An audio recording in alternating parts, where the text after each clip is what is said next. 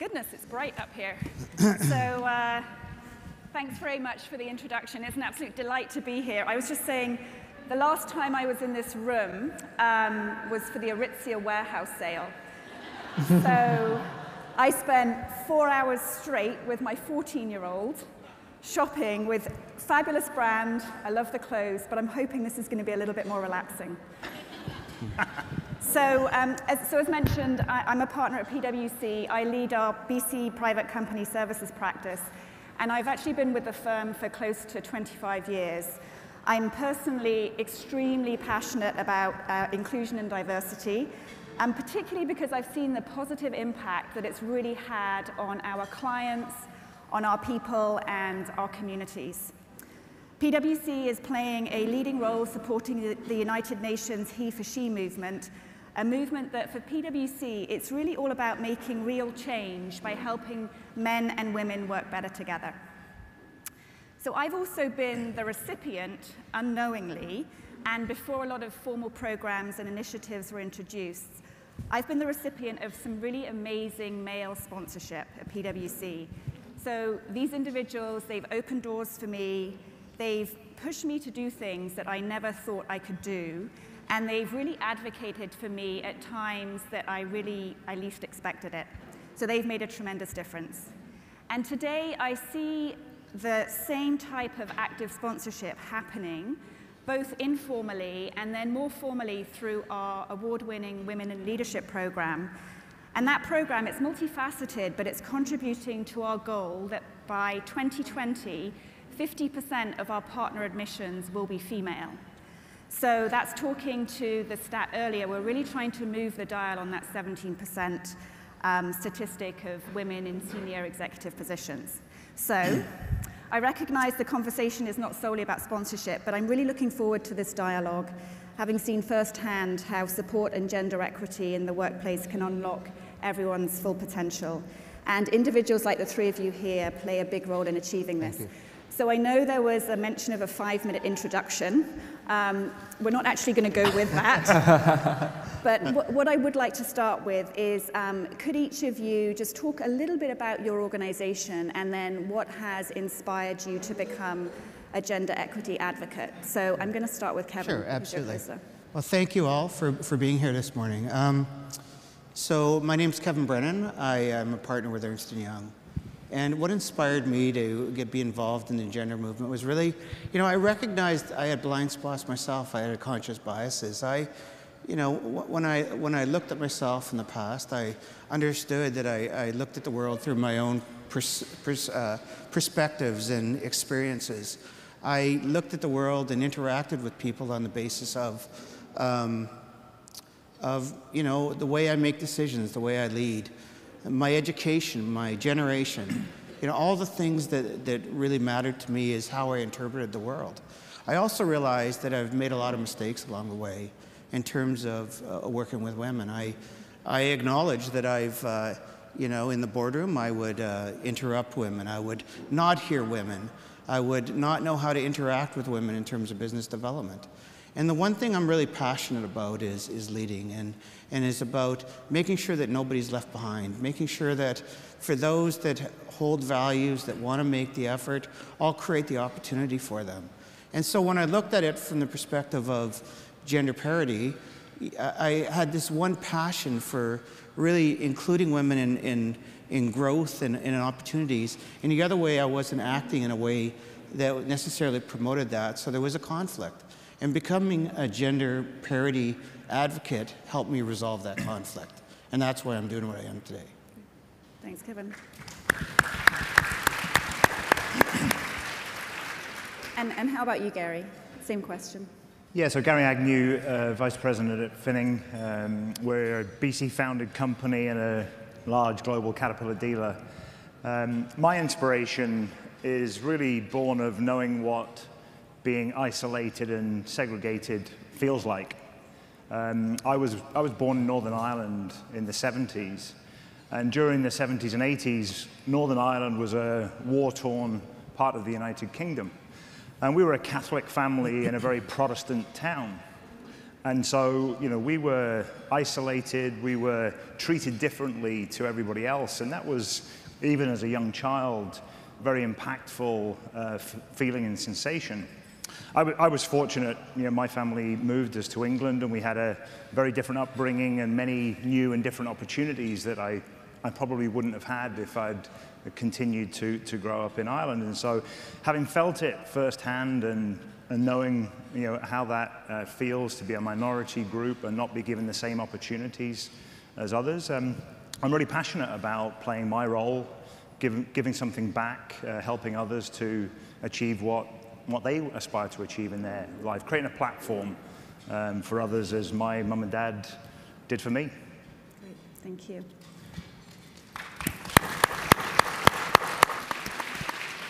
And Jake? So NextGen Men exists to engage, educate, and empower men and boys around gender.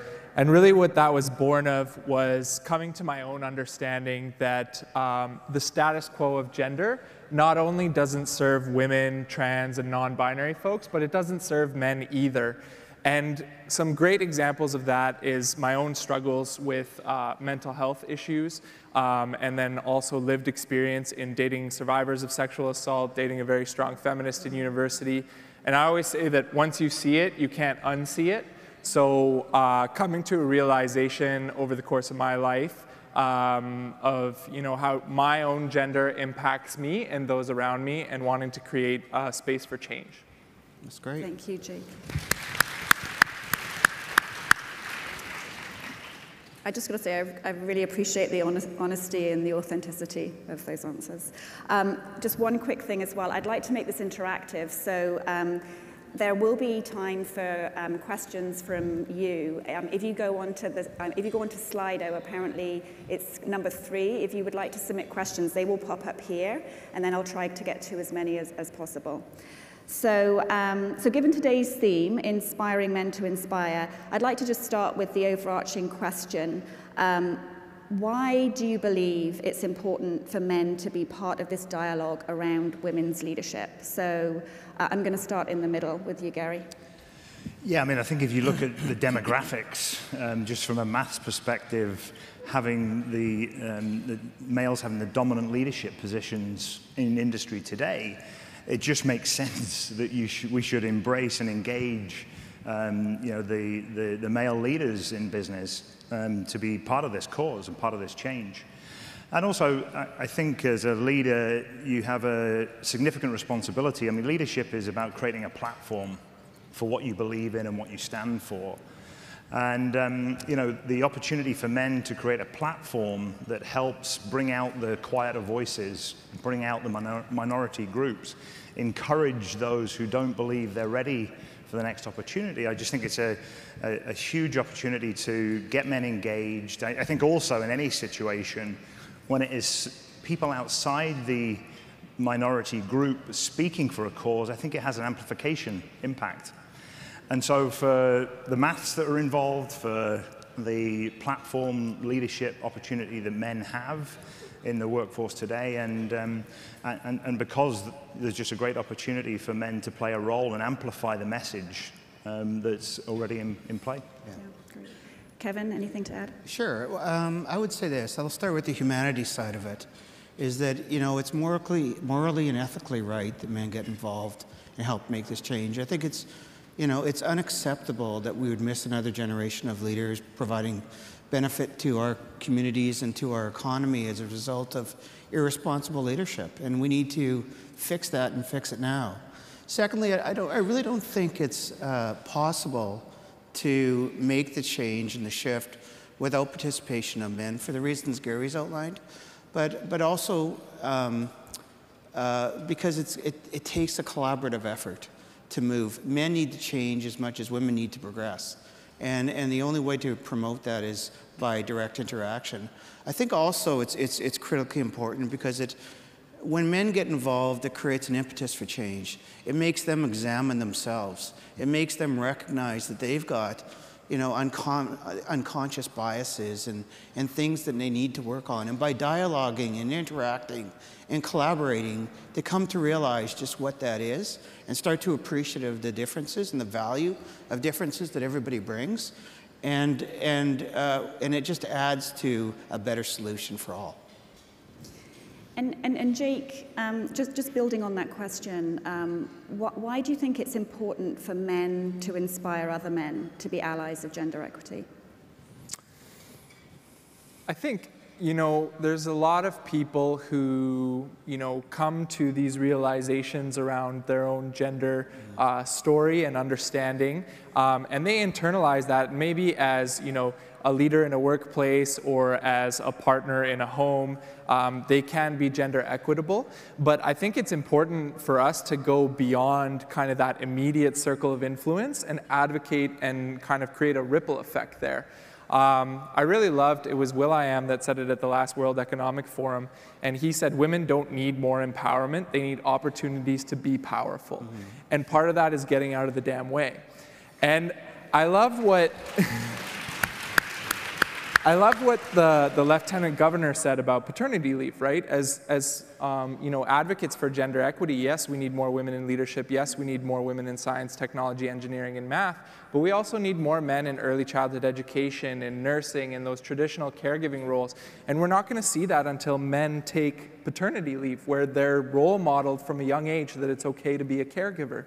And so there's so much room to benefit for us being part of the conversation. We'll have better relationships, better health and well-being outcomes. We heard the economic benefits. So I just think it's really important for men to be at the table for this conversation. Yeah. Can I start a point as well in that last question? With regards to men creating allies, I think part of it as well is strengthening the team of those people that are focused on making the change and weakening the team of those that are blockers to the change. And so that's a big element of it for me. Yeah. I wanted to pick up on another thing that Janet had said this morning. So the comment around male leaders are a little less willing to mentor women in today's environment. So Gary, any comments on that? Have you seen that in your organization, and what are you doing to address?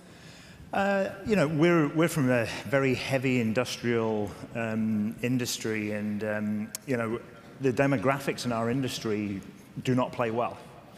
But all that means is you've got to work harder. I mean, whether you're competing for the best talent or winning a deal against your competition, you just got to compete harder, reach further, dig deeper to be able to bring that talent into your organization. And that means that we've got to go back to schools, colleges, education, and find vehicles and ways to attract women into industries that typically haven't been particularly attractive opportunities. And for us, it starts with leadership, and it starts at the top and setting the tone at the top of the organization with strong example on board participation, and then through the executive and ranks of the organization, stimulating, encouraging, and supporting women to take on new opportunities. Yeah. And Jake, you travel around the world a fair amount talking on this issue. And any comments on the comment that Janet made this morning about kind of the changing environment? And have you seen male leaders are a little less willing to take on mentorship roles? Yeah, so actually earlier this week I spoke on a panel in New York, Time's Up panel. So we were talking about sexual harassment in the workplace. And I just think it's really important to understand that gender inequity in the workplace is a symptom of a root problem. And that's a cultural problem that we have today, right? And that's gender norms as they stand, right? When we all hear act like a lady or man up or be a man, we all know what that means to some extent, right? And so shifting those gender and social norms is going to upstream root out some of these symptomatic issues that we're seeing today. And so on that cultural note, when a man doesn't want to mentor or have closed door meetings with a woman, it's because to some extent they don't trust themselves, because they've been conditioned within this culture where, this is a potential negative outcome from doing that, right? And so for us as leaders, it's really important not to lean out, but to lean into that and really talk and challenge those social and gender norms. Yeah.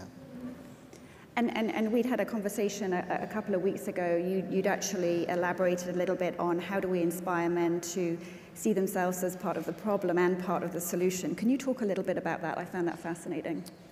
Yeah, I mean, seeing yourself as part of the problem, you know, when we talk about gender-based issues, often we think of women's issues, maybe trans non-binary issues, but men have a whole host of gender-based issues themselves. 3 out of 4 suicides are men. Men are the primary perpetrators of all forms of violence, more likely to be victims of violence. Men experience higher rates of incarceration, addiction, homelessness, right? And all of that comes down to the socialization of young men. At some point in time, they're taught, you know, how to be a man. And so if we can transform that, then we can transform some of these issues later on in life. And so I think a really great entry point for truly understanding partnership in gender equality, and not necessarily kind of a benevolent sexism where we're, you know, protecting women or putting women on a pedestal, is to see how gender impacts us and build empathy for how gender impacts others. And that's a lot of the work that your organization does in terms of mentoring and teaching and educating boys from a young age right up through adolescence. Absolutely, yeah. Yeah, I mean, we have programs for boys aged 12 to 18 where we unpack what it means to be a man. Mm-hmm. We have community meetings where we hold space for conversations men don't traditionally have. And we do corporate work where we kind of come in and have conversations about diversity, inclusion, and equity through kind of a gender equity lens. Great, thank you. So just talking about the corporate world, and it's an easier conversation to have today than it was 10 years ago. But I'm interested in, can you tell us a little bit about how you individually make the case for diversity in your organization? So maybe Sure. We'll start with EY. Yeah, absolutely. You know, the business case and the business imperative around it needs to align with self-interest. And that's the starting point for us. I mean, I think if you look at it at those that rank high on diversity inclusiveness studies, some of the ones that we undertake as well, you know, 50% of those companies are more likely to be highly collaborative. 45% are more likely to be gaining market share. 70% of them are expected to be more successful when they enter new markets, and 19% of them have better retention rates. So there's a real business self-interest aligned with getting this whole issue right. The second point from a professional services perspective is it's around hiring and recruiting. It's around the war for talent, and you know, and it's critically important to us. If we get it right, we look better as leaders. We have better relationships with our clients. We have better profit margins on our engagements. We have you know, better recruitment outcomes. We win. And for us, you know, the value of a professional services firm is nothing more than really the sum of the talent of its people. So we need to get this right. I'd also say, and just often up, that you know, it's not always the firms that drive the change. And many of you would be clients of various professional services firms in the room. You can drive it. You can say to the professional service providers, I want your team to be reflective of my diversity, of my culture and my values.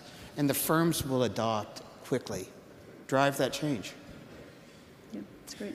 How about the industrial sector? Yeah, I mean, I couldn't agree more wholeheartedly with Kevin's comment about results. I mean, the whole reasons business exists are to deliver results to their shareholders, to their customers, to their employees. And you know, the best business case to have about diversity and inclusion is the results. Because a more diverse group with variety of experiences, gender, places of origin, I mean, the quality of the thought process is richer. And that, in my experience, leads to significantly higher outcomes. So, you know, this is a good thing to do, this is the right thing to do, and it is a key lever in driving higher performance in business. And so for me, that's a very compelling proposition to any business leader, because that's the reason businesses exist. Yeah.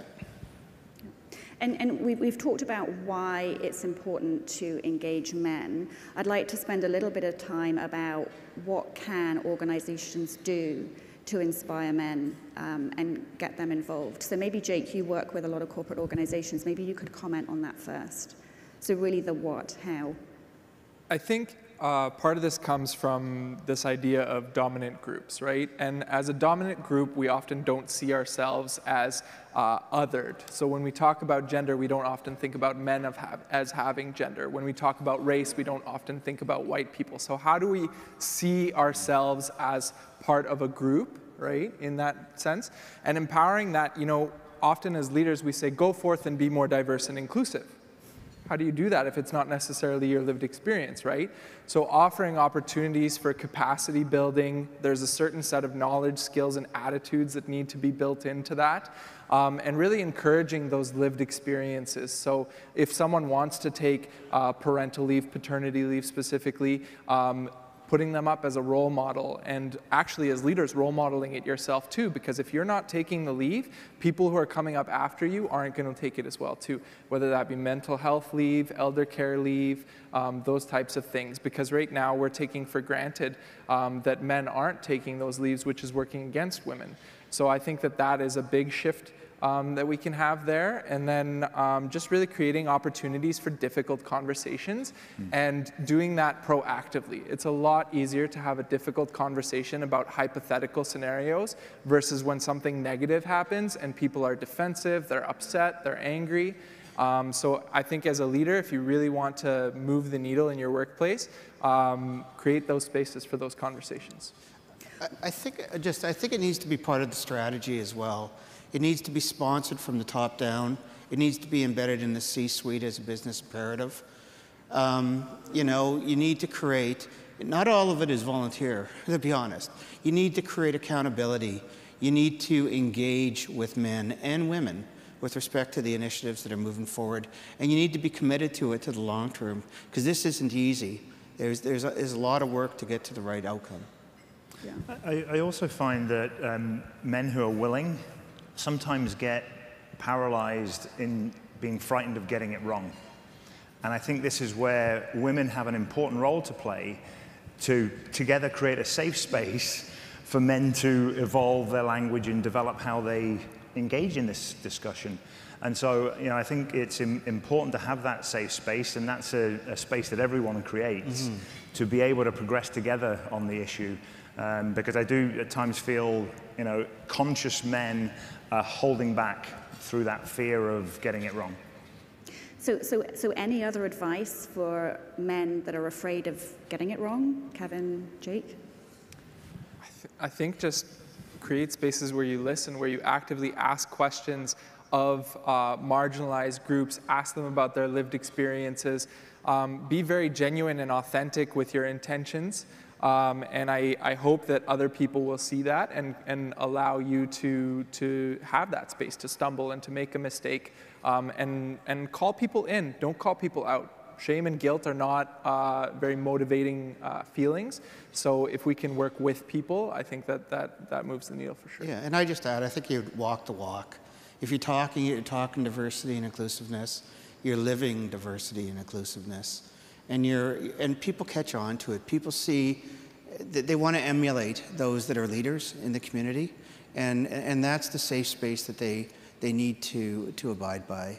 You know, it has to align with their values. It has to align with the values of the organization in which they're working. But living it is so key. I'd also say as a leader that the other important part of this is being aware when you're in the moment, when you're in interactions, looking for those off-color or off-point comments that are being made that are contrary to promoting gender parity and correcting in real time. It's not okay to just let it pass and not deal with it right away and wait a day or a week or a month to path correct.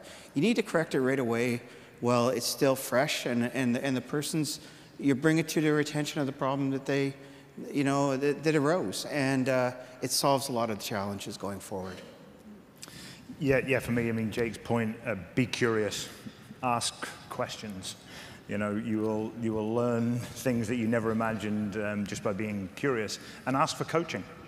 I mean, I'm very fortunate, the female leaders in my organization feel very willing to give me coaching when I get it wrong.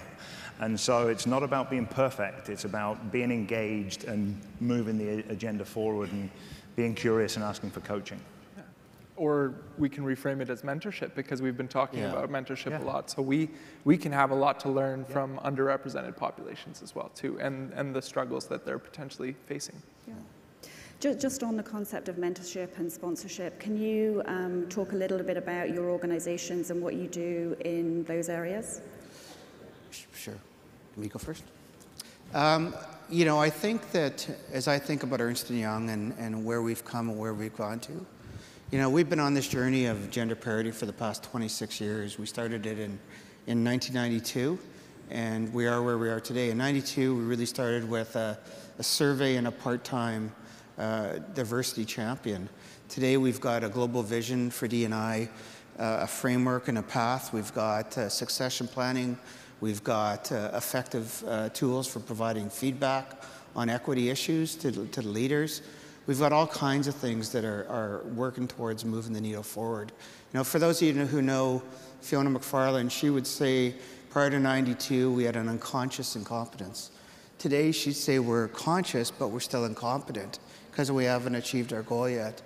Hopefully soon, we were at the point where we've got that consciousness and we're achieving competency, and we're working towards the nirvana of really having that unconscious competence work for us well into the future. You know, it's really around the tools that we use. It's around both internally and externally. We've invested heavily, and where we invest, we win. That's the motto. But we've invested in all kinds of tools to promote flexibility, awareness, leadership, you know, provide guidance around leadership. We've created external toolkits for our clients. We've got, you know, the Entrepreneurial Winning Women's Program. We've got the Entrepreneur of the Year program. We've got the Women's Business Athletes Network that works in our favor in terms of trying to create and promote within the firm gender change and change men in terms of how they recognize and are responsible for what they do. Really, the whole thing comes down to results, though, and where are we at? Well, in Canada, 43% of our office managing partners in Canada are female. 37% of our executive committee is female. Over the past 3 years, 45% of our partner promotes have been female. So we're not there yet. We're still working towards creating parity, but we're on the roadway.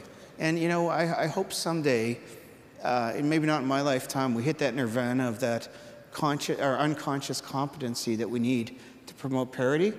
But we've got a ways to go. Yeah, so I mean, lots of programs from we're fortunate our CEO is very committed on this issue. 30% of our board is female. That was not the case only a couple of years ago, and through the organization. But I think the thing that we're learning is you have to go and examine almost every process and every policy that exists in your business to understand where bias is embedded in the way you do business. And so things like, you know, quality of pay and some of those things, I mean, we're systematically going through the organization to modernize the way we look at some of our core policies and processes. And then, you know, pockets of good practice are always a powerful example. And when we set up the digital division a few years ago, we took a stand and said this is going to be the most diverse, inclusive team in our company. And it is. You know, we have 37% of our team are female leaders, and the results are speaking powerfully for the business case on diversity. So, you know, lots of approaches. We use external organizations, Actua we work with from a STEM perspective, trying to reach into schools and colleges and try and encourage females into this dirty, heavy industry that we call heavy equipment. But it's a systematic approach. It's not going to be done in, you know, 1 year or probably a few years. It's going to take a resilience and focus to the issue to really drive and deliver on equality. So it's a really conscious effort. It's focused on strategy. It's driving results. It's the right thing to do. Yeah. I want to leave some time for audience questions. I've just remembered, though, I've actually forgotten my glasses. So I will try and read these questions. They are behind us as well, right? I can read the first one if you want. So what are the triggers? Oh, thank you. You made it bigger. So what are the triggers that get a male to shift to act in a way, in a more equal gender way? So Jake, I'd like to hand that one to you. The hilarious part, especially in doing a lot of work with men, is a lot of them do want to be better, but they're looking for the lever to pull, the button to push, like the instant fix, right? We all want the silver bullet. So there is really no instruction manual, but I think that empathy is a huge kind of gateway into change. And really coming to understand, like I keep harping on about gender and how men are gendered individuals as well too, goes a long way. So a hilarious conversation and I'm harping on this parental leave again too, you know, oftentimes in family situations, men can understand the conversation of the bias that women feel coming back into the workplace after taking leave, and they themselves feel it intensely because that bias is almost even amplified as a man trying to take leave. And so that opportunity is a great entry point into having an empathetic conversation and talking about the health and well-being of the family unit and what could be reaped from a situation like that. Yeah. Let me just take a look at these. So could you flip back to the 3 questions? So why is it taking so long? Oh, I was looking at the middle one. So I find this one really interesting. How can we involve men, fathers, brothers, uncles, to help teach male and female children about equality? What tools do we need in order to do this? So whoever would like to go first. I mean, maybe a comment to it rather than an answer. One of the things I hear from male colleagues who have daughters is a very different perspective on gender inequality.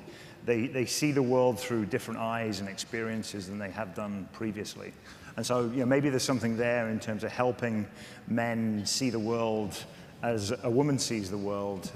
Could be an important tool, because I do experience a significant shift with male colleagues who have young daughters growing up and being exposed to the biases, the subconscious biases that exist.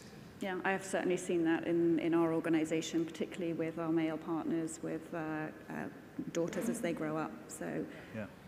It's a little bit stereotypical, but tend to be more engaged. Yeah. It's an entry point, but it shouldn't be the reason, right? You shouldn't want gender equality because of someone's wife, daughter, mother, et cetera, et cetera. There was a really interesting study. It came out of the world of venture capital.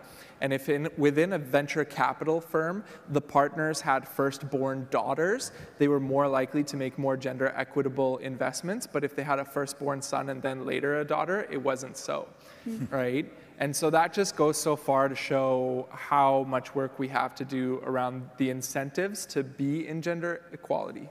Yeah. I think it's also the discussion that took place today about women taking more of a leadership role in business, but men not accepting more responsibility at home plays very well into that question. And, you know, I don't know that there's an easy answer. I think part of it is if you live in diversity and inclusiveness in the workforce, bring it home with you. Typically, we say don't bring your problems to work.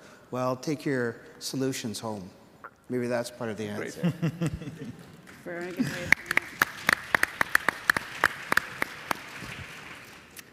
I'm going to go with the bottom question there, but it's very small. So could you put it as a single question? Perfect, thank you. So men seem to shy away from the conversation about diversity, specifically gender inequality, almost as though a conversation implies some wrongdoing on their part. Why do you think this is, and how can we approach the conversation differently? So Jake, I'm going to start with you. I mean, the tough part is oftentimes the conversations can be framed as in happening to and being about men. How can we frame those conversations to being for and with men? And on the diversity piece, oftentimes it elicits this kind of defensiveness and creates this zero-sum conversation. And if we're in a zero-sum conversation, we're looking at a pie and there's only 100% of the pie. And so if women are gaining, men are losing, right? And so I think that's a really unhealthy kind of cycle to be in. And so how can we reframe that into an abundance conversation and really highlighting some of the benefits that diversity and inclusion has for people of significant privilege. Yeah, I mean, I think it goes back to the point I made earlier on fear. And the Lieutenant Governor, I thought, covered it very well earlier in terms of the Me Too movement, that the context has shifted on equality significantly, I believe, in the last number of years. And therefore, I think it's important to create the safe space to allow men to participate in the conversation with curiosity and perhaps not to judge based on a different context and a different time when it has been a much more male-dominated industry and workforce. Yeah, and I also think if it's part of the culture, it's an easy conversation. If you have a culture within the organization that recognizes and rewards males as role models to women, and others see that there is an element of that recognition, it becomes a fairly straightforward conversation. I love this second question. How do we get more boys and young men in business to attend events like this one? So the reflection on last year's conference, where people were reflecting about what they were going to do for next year's conference, the thing that was going through my mind is we need more male representation from PwC at this conference. But any thoughts on that? Yeah, the students at the table I was sitting at earlier, I mean, they quickly landed on why is it only the girls that are here? Yeah. And this is about consciousness. And, it's great to see a mixed group among the business leaders, but in the school attendees, it was dominated by girls. And so establishing the equality at events like this so that, men and boys are part of the conversation, they're aware of the biases, and then can start to act and show up differently. Yeah, I think, too, the table that Jake and I were sitting at, I mean, the kids were great. They had some great ideas around what could be done within their schools to promote a better parity around messaging by teachers, around celebrating success of women's, basketball teams in this case, just as much as they celebrate men's. Some really good ideas, and it really starts at the school level and needs to work its way up.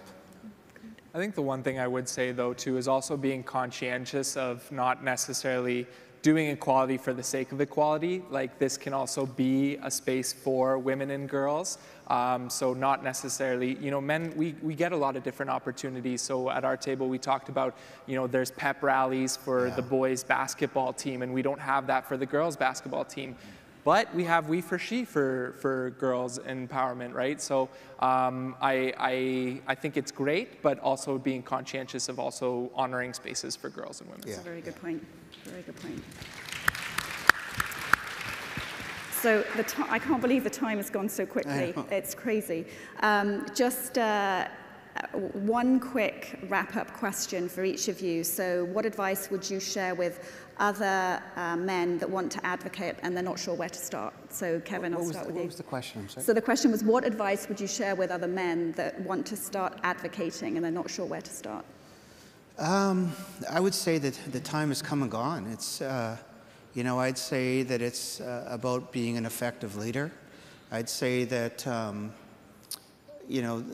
for organizations where you're a long-term organization that hasn't started yet in terms of the diversity journey, the late notice went out probably 30 years ago, and it's time that you get on board. I think it's about, really building the business case. It's really around aligning that business imperative and the values with why you're doing it. And if that's where you start, then you're going to have a success. It's also about managing the cultural change that's about to take place within your organization. One of the things I do as a professional is I'm a corporate restructuring guy. So I deal with companies which are distressed. And you would think that in the context of my role as a professional, that it would all be about finance. Well, it's not. I tell people, 25% of my job is finance, 75% is psychological. It's about managing change within the organization to forget about what happened in the past and focus on the future. And that's the advice I'd give, man. Great. Thank you. Yeah, I mean, I firmly believe that the words drive the thoughts, drive the actions. And so start with the words. You know, pay attention to the words you use and the impact that they have on others. And even in a simple way, just doing that and getting curious about the quieter voices in the room or the less well-represented groups, and using your leadership platform to bring those voices into the conversation and get them participating and active, I think are a couple of kind of easy, quick steps to be able to get into taking a bigger role in this area. I think allyship, it's important to hold in mind that allyship is an action, right? And it's an action that only really matters when you put something on the line, right? To just passively say, oh, I'm an ally for gender equality doesn't really mean anything. But if you are willing to risk your social standing, your comfortable conversations, your spaces that you dominate and have privilege within to really be an ally, that's where transformation comes from. Yeah. Perfect. Thank you so much. I want to, we have run out of time. I want to thank each of you. So Jake, Gary, Kevin, I really appreciate your insights today. I appreciate your honesty, authenticity. I think we've learned a lot from having you here this morning. It's not this afternoon. So once again, thank you very much, and have a good rest of the day. Thank you. Good job, guys. Thanks, guys.